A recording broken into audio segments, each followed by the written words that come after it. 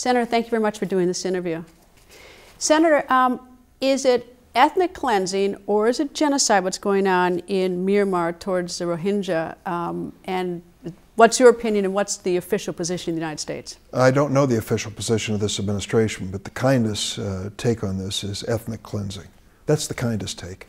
And my colleagues, Ben Cardin of Maryland, called it a genocide. Whatever it is, we in the United States need to stand up and speak up. Many of us in Congress are going to do just that. Why should this be important to the American people? It's so far away. When it comes to American greatness, one of the things that we point to is when we stand up for values that count all around the world. These people, Muslim people, Rohingya people, are being terrorized by the Myanmar military. Their homes are being burned, they're being killed and raped and displaced in hundreds of thousands of numbers. They're put into refugee camps across the Naf River in Bangladesh and live under the worst, most deplorable, dangerous conditions. That's just unacceptable. Well, according to the law in Burma, Myanmar, is in 1982 when they gave a number of ethnic groups citizenship, they specifically eliminated the Rohingyas. Why are they so resistant to letting the Rohingyas occupy that area? Their argument, as I understand it, is they're not really citizens of Burma or Myanmar. They're really from Bangladesh. They are Bengali. And secondly, I don't think it escapes attention, they are Muslim in a country where there is a Muslim population, but they are a concentration of 1 million or more Muslims within that country that has never been assimilated or accepted. Well, apparently some of the people in the military in Myanmar say that these are terrorists. And there was a terrorist incident, or at least a killing. You can characterize it as you wish. 16, we understand, Myanmar soldiers or law enforcement were killed. It was after some exchanges, some killing on both sides. But to argue that the response to that should be the displacement of 600,000 people is an outrage. It really went way beyond calling to justice those who are responsible, and it clearly is ethnic cleansing by classic definition. And you're speaking about the August 25th attack, and since then all these people, they basically a scorched earth policy, and there's been rape, there have been villages burned down, and they're trying to push them out of the Rahkine area of Myanmar. Yes, in northern Rahkine in particular. You know, we invited 7 senators, Democrats and Republicans, invited the ambassador from Myanmar to come to my office yesterday, and he sat with us for over an hour and took our questions, and will get back to us in a week or two about his progress. What we're trying to do is to tell him we are watching carefully. Any relationship we have with Myanmar is going to be dependent on the outcome of this situation, and we expect results quickly. Well, you've introduced a resolution condemning it, and you had bipartisan support? I believe we will. You have legislation coming. You have legislation coming. I can tell you that the original resolution, John McCain joined me, and we think others will too. Yes, it will be bipartisan. But we don't want to wait for the passage of this resolution, as symbolic as it may be. We want results. I mean, there are people who are suffering at this point and dying, and we called on this government, called on Aung San Suu Kyi to really step up, speak up, and do something. First, bring in some third parties, United Nations, NGOs, into northern Rakhine, where they are currently being excluded, so they can see on the ground what's happening. Second, hold those responsible in the Myanmar military who burned these villages and were involved in these atrocities.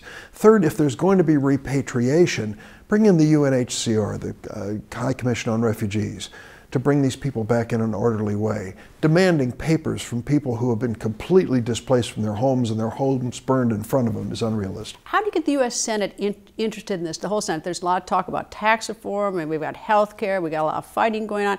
How do you convince the U.S. Senate that this is something that, that they should focus on? I think, Senator Young, Republican of Indiana, Senator McCain, and others are willing to stand up with us and make it a bipartisan effort. We're going to have an opportunity. There'll be a bill passed before the end of the year about the next year's budget. Some of it involves our relationship with Myanmar and the money that is given to them. If we can see real progress, if we're moving to solve this problem, it's going to be a much more positive outcome for Myanmar. Do you think the world watches us on issues like this? I think they do. America has been, we're not perfect by any means, but we have really been a leader when it comes to speaking out in these circumstances. And I will never forget, Greta. My predecessor, Paul Simon, begging the Clinton administration, do something about Rwanda, do something. They didn't. 800,000 people died. So we're essentially like during Rwanda, as we're watching ethnic cleansing or genocide. We're watching it happen. We are, sadly. And when I see the pictures, I was with the Rohingya population in Chicago. We have over 1,000 in Chicago. They have their own center. I visited with them last week. They showed me the photos from these refugee camps. They're horrible. The line for food was a mile long. The line for food. Think about that, with tens and hundreds of thousands of people gathered, with virtually no public health care, no drinkable water, cholera starting to show its face. All of these things demand that we move quickly. Aung San Suu Kyi, there was so much hope that she would be the one who would answer this or solve this problem, or at least pull back some of the oppression of the Rohingyas. She had the Nobel Peace Prize. She was a secret pen pal to Laura Bush when she was First Lady of the United States. There are some headlines that say she's complicit because she has failed to speak to condemn this. What's your thought on Aung San Suu Kyi? I admire her so much. I mean, there she was under house arrest for more than a decade, just determined to stand up for what she thought was the beginning of a democracy in her country, and she prevailed. She has a position of leadership. She's far from the strong leader that that country needs. They're in transition from military control to democracy. It's been less than 2 years that they've been at it, but she needs to be much more forceful and forthcoming when it comes to this atrocity within her own country. What could she do? I mean, because the world is watching her, and I guess there's a high expectation that she would be, she would have the magic to solve this. I don't know the limits that she has within her own country, but making certain that she speaks out, acknowledges what's going on. She gave one explanation which was weak. It was a on the one hand, on the other hand situation.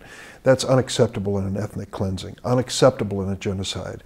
She should make it clear that these people are going to be welcomed and repatriated back into her country. They are accepted in her country, that they should become citizens of her country.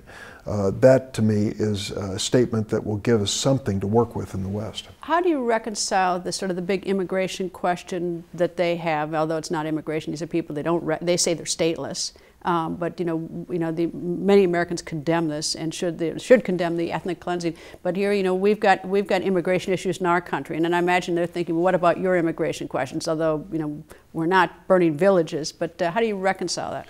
Well, there's a dramatic difference in terms, as you mentioned, of the reaction in opposition to immigration in our country, and I regret that. I am the sponsor of the DREAM Act. I have supported comprehensive immigration reform. My mother was an immigrant to this country. Immigration is part of who we are, and this administration is calling that into question. But let's get down to the bottom line here. When it comes to refugees, and that's a big part of this conversation, the policy just announced by the Trump administration is very sad, and it's heartbreaking. We face the largest refugee crisis in the history of the world, and this administration has announced we're cutting the number of refugees coming to the United States by half. It isn't for national security. We go through years of vetting these people before they're finally allowed into this country. It is a policy position which really is insensitive to the reality of suffering in the world. And of course, refugees and immigration is a little bit different, those two issues. They are different. There are different issues that we're facing. They are, but they're both equally important. Vice President Pence has said that the Trump administration is telling the State Department to basically pull back from contributing funds to the UN for some of these programs, instead focus more on the USAID, as well as faith-based NGOs, because he thought that the UN is not meeting its responsibility. I disagree with him. We need all of the above. Of course the NGOs, of course USAID, but the United Nations does things in places where we can't go, won't go, where we hope we don't have to go. Let's allow them to have the resources. We're talking about basic humanitarian aid to people who are suffering and dying. You can't look at the faces we see in these photographs of children begging for food who are starving and say, well, we're going to parse this. We may help a little bit. We may not help here. That's just not who we are as Americans. How does America pick and choose? We can't do everything, but we've got the Rohingyas, we've got areas. You've been very aggressive in helping the people of Sudan and the Darfur region. I mean, how do we decide with the realistic fact that we have limited resources? Well, the World Food Program, we're the largest contributor, and I'm proud of it. We need to continue that. And there aren't enough resources even in that program to meet the needs, the famines that we face in Africa, for example. But for goodness sakes, we ought to die trying. The United States is a very generous and a very prosperous country. We take care of our own, but a small, tiny part, 1% of our budget goes toward foreign aid. That 1%, when it comes to humanitarian aid, can make the difference between life and death. In our effort to get a government to act responsibly, let's take Myanmar, the Burmese, sanctions is always an option. In 2012, I think it was, that we lifted our sanctions against, did we lift them too fast? I don't know. I don't know the answer to that. And I don't mean to be critical. 2020 hindsight's, a wonderful position to be from, but, I understand why we did it at the time. But let me tell you how this tears at me. I'm looking at it and saying, if they will not allow third-party observers into the area where the worst devastation and the worst suffering is taking place with the Rohingya people, why in the world do we want to send the first American dollar to that country? The other side of the coin, if we want this military, now under a democracy, to understand what you do to respond to 16 deaths is not ethnic cleansing of 600,000 people. Perhaps military-to-military cooperation will help us reach that goal. So I'm torn. I don't want to hurt poor people in any place on earth, but I want to put the message clearly to the people in Myanmar that our relationship depends on what they do to respond to this terrible crisis. So how do you decide that? What are you going to decide? I know it's not easy. I don't mean to put you on the spot, but... Put me on the spot. Okay. The ambassador came to see me this week, and I said, I want to hear back from you in a week or two. Why did you give him a week or two? What was he saying? Well, when you're sitting there, did you get some sort of sense that... He doesn't have the power to change these things. Does he admit it? He was very open and admitted almost everything that we asserted. There was no debate but for the origin of the original controversy. Were there terrorists involved? What about the 16 killed? But even if you give him that, you say the disproportionate response. Okay, and what does he say to that? Absolutely. He takes the list, he writes the list, and he tells us, I'll be back to you.